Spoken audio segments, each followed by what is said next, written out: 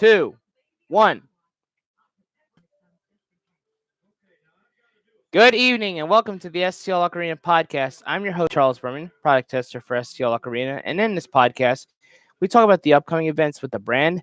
Plus, we got a fun fact, your joke du jour, and a lot of fun stuff. So let's get started with this week's convention report. This weekend is the Trouble Control Play as STL Ocarina is at Comic Palooza right here in Houston, Texas, Ottawa Comic Con in Ottawa, Ontario, Canada, and last but not least, Vision Con in Branson, Missouri. And coming up in 3 weeks' time is a special event.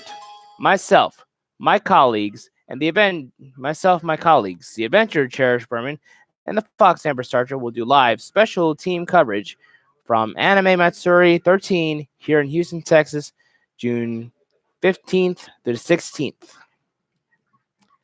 So stay tuned for more details as the weeks leading to the event. One of the oldest now it's time for a fun and interesting fact about the instrument. One of the oldest ocarinas found in Europe is found from Runic, Kosovo. The ocarina is a Neolithic flute-like wind instrument, was named the Runic Ocarina. The early prehistoric musical instrument recorded in Kosovo.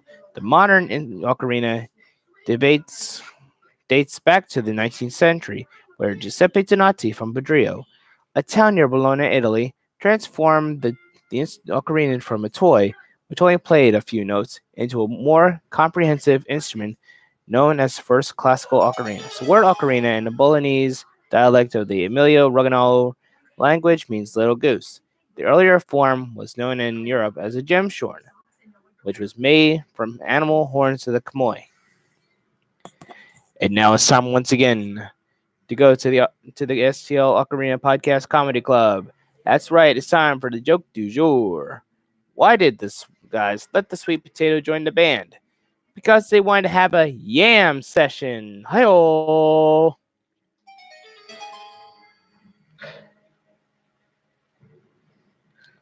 And now it's time for your helpful hint of the week. The above method might come across as saying to you, do everything perfectly the first time. That you're not allowed to have fun. But that's not true. Of course, you can experiment with your instrument and have fun playing. You can use this approach to get started quickly. Then, as you play for fun, you will notice the elements of your technique that are lacking. If you practice slowly, you may still be unable to do something perfectly at first, but that's okay. Sometimes you have to build a foundation before you can access more advanced skills. Practicing slowly gives you the ability to be as accurate as your current skill allows. And knowing what you should be doing gives you something to aim for. Stick with tasks you find difficult, as avoiding something is condemning yourself to be bad at it. While breaking things down, you can continue to drill down to smaller elements. If you only find one part of a rhythm or single finger transition difficult, break it out and practice this in isolation. While using this approach, also be sure to mix things up. Spending a lot of time on only one thing can be fatiguing. Focus on one thing at a time, but do several things in succession. It gives the mind the opportunity to absorb things. And now it's time once again for the Hot 8. And some of these products might not be on the podcast, but you can visit them through stlocarina.com. At number 8 this week, the 12-hole plastic soprano ocarina in C major, ideal for beginners. At number 7 this week, the 12-hole sumi ocarina.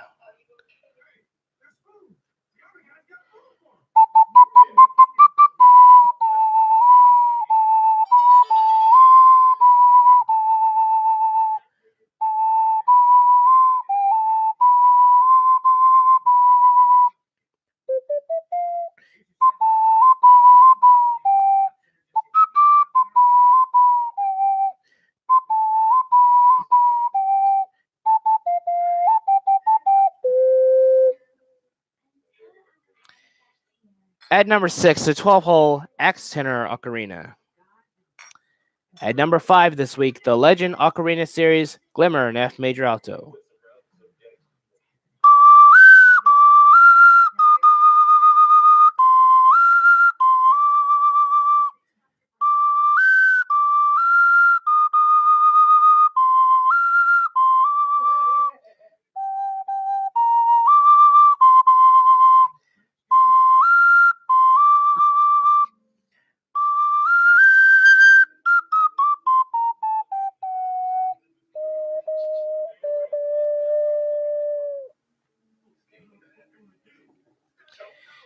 At number 4 this week, the 12-hole tenor ocarina with Zelda Songbook.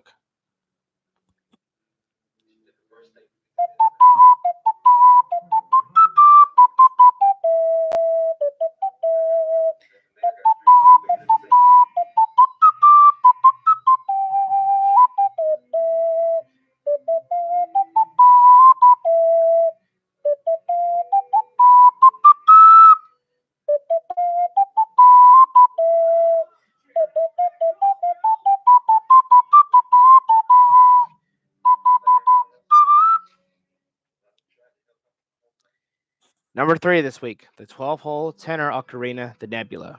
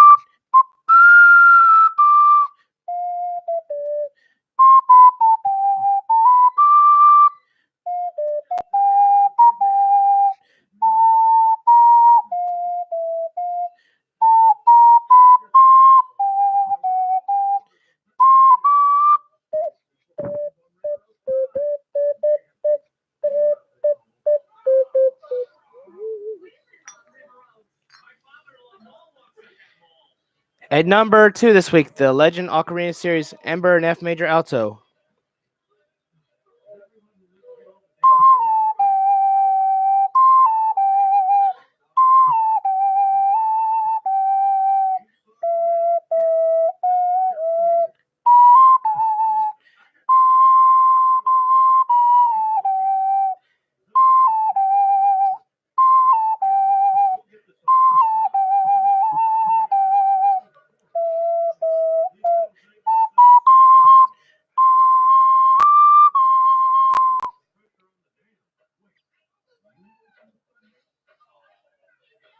Thank you so much for watching tonight. And if you like what you see, put a like on this video, comment on it, and for our YouTube audience, make sure to hit that subscribe button, click that bell for notification of new videos. Until next time, I'm Charles Berman, product tester for STL Ocarina, saying keep practicing, have a great night, and we'll see you next week.